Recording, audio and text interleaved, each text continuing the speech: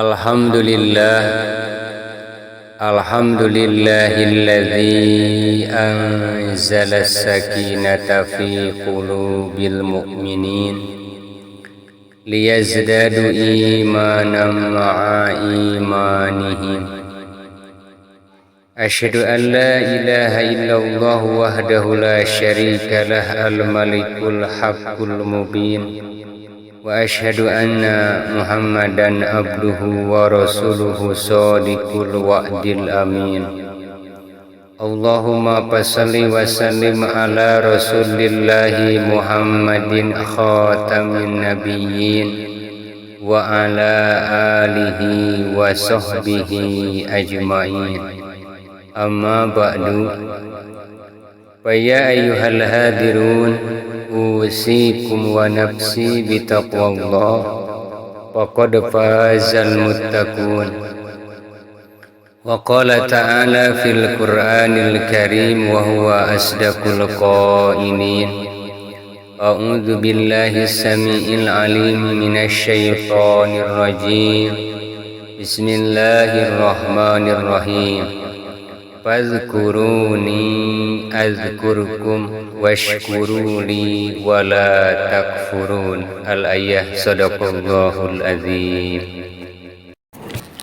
Hadirin jamaah sidang Jumat yang senantiasa mengharapkan rahmat serta maghfirah Allah Subhanahu wa taala.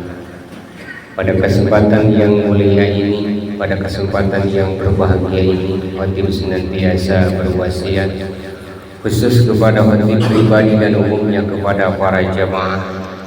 Marilah kita sama-sama meningkatkan kualitas keimanan serta ketakwaan kita kehadirat Allah Subhanahu wa taala.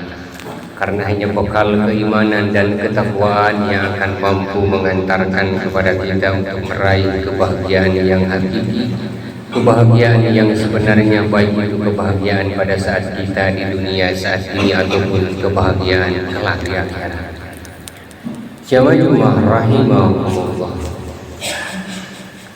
sebagai orang yang beriman dan bertakwa kehadirat Allah Subhanahu wa taala, tentunya kita menginginkan dan berharap kita meraih keselamatan, meraih kesuksesan, meraih kebahagiaan. Bukan hanya kebahagiaan, kesuksesan, keselamatan di dunia saja, melainkan itu semuanya kita juga dapatkan di akhirat kelak.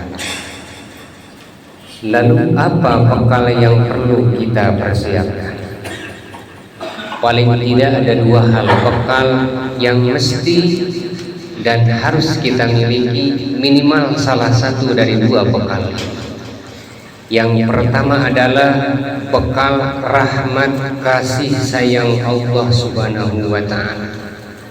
Lalu yang kedua adalah syafaat pertolongan dari orang-orang yang dicintai Allah Subhanahu wa taala.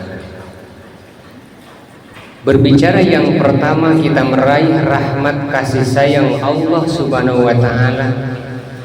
Kita sadari bahwasanya pandangan Allah terhadap hambanya itu pun terbagi kepada dua. Ada pandangan kasih sayang, pandangan rahmat, ada juga pandangan murka atau kebencian daripada Allah Subhanahu wa taala. Alangkah berbahagianya ketika kita menjadi orang-orang yang mulai bangun tidur, lalu kita mandi, lalu kita sarapan, bersiap-siap kita beraktivitas, lalu kita berada dalam posisi pandangan rahmat Allah, pandangan kasih sayang Allah Subhanahu wa taala.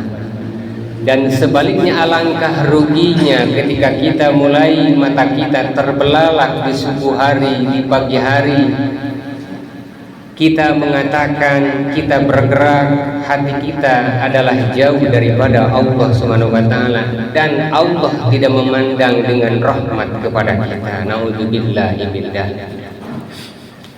Lalu apa tandanya ketika kita berada dalam pandangan Allah, ketika Allah sedang menatap kita dalam keadaan penuh dengan rahmatnya? Allah bercerita di surat Al-Baqarah ayat 152. Fadhkuruni azkurkum washkuruli wala takfurun.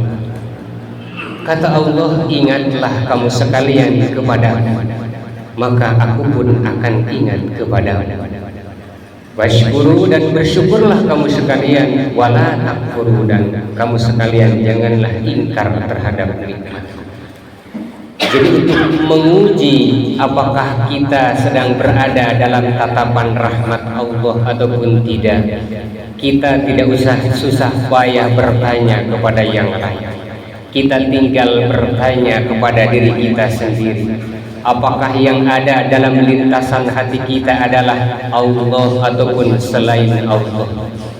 Jika ketika kita beraktivitas, ketika kita berkata, ketika kita bergerak, namun tidak ada dalam lintasan pikiran kita, hati kita, gerakan kita ingat kepada Allah, berarti Allah sedang tidak menatap kepada kita. Namun sebaliknya, ketika apa yang kita pikirkan, yang terlintas dalam hati kita, yang kita ucapkan, yang kita gerakan dalam aktivitas kita, semuanya didasari dengan ingat kepada Allah, berarti kita sedang berada posisi Allah menatap kita dalam rahmatnya. Jamaah rahimahumullah. Oleh karenanya, maka kita sebagai hamba Allah semuanya yakin bahwa kita akan mendapatkan rahmatnya.